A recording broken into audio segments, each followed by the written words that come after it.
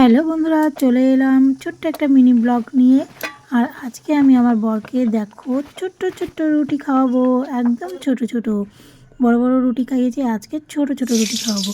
আর রুটির সাথে তো একটা তরকারি করতেই লাগবে। তো আমি এখানে তরকারির জন্য কড়াই বসিয়ে দিয়েছি আর একটা শুকনো লঙ্কা ফোড়ন দিয়েছি। আর কালকে এই যে 5 কলাই, তোমরা কেউ খেয়েছো কিনা জানি না, কিন্তু এই যে 5 কলাই সিদ্ধ করে নিয়েছি। গতকাল রাত্রে ভিজিয়ে রেখেছিলাম, সেটা আজকে সিদ্ধ করে এই যে তরকারির মতন করে নিব। কি বলে মানে 5 কলাইয়ের ঘুগনি, তোমরা কি কেউ খেয়েছো? যদি না খেয়ে থাকো তাহলে তোমরাও আমার মতন বানিয়ে নিও, খুব সুন্দর লাগে খেতে এবং পুষ্টিকর। তারপর এই 5 কলাইটা আমি সব রকম মশলা দিয়ে কষিয়ে নিচ্ছি। তারপর দিয়ে দিলাম এখানে কাঁচা লঙ্কা কেটে।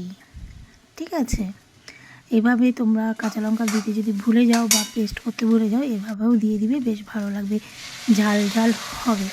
তো তারপর জল দিয়ে দিলাম। দেখো আমার ঘুগনিটা কিন্তু রেডি, 5 কলাইয়ের ঘুগনি, দারুণ খেতে হয়, তোমরাও বানিয়ে খাবে। ওকে, দেখো কি সুন্দর হয়েছে। তারপর এখানে আবার আমি গ্যাস জ্বালিয়ে তাওয়া বসিয়ে নিলাম। এবার আমি ছোট ছোট রুটি করব। দেখো রুটিটা কত ছোট আমি বেলেছি।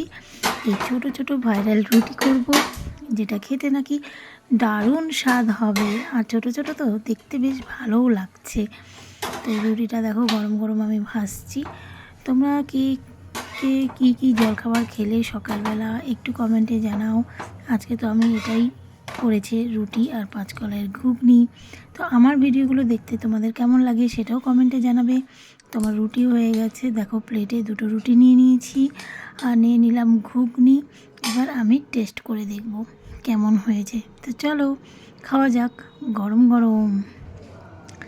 তারপর প্রথমেই আমি নিয়ে নিলাম খাবারটা, আর একটু রুটি ছিঁড়ে ঘুগনিটাকে মেখে এই যে মুখে পুরে নিলাম। দারুণ খেতে হয়েছে। তো চলো ভিডিওটা এই পর্যন্তই, ভালো লাগলে লাইক কমেন্ট শেয়ার করো। Thank you.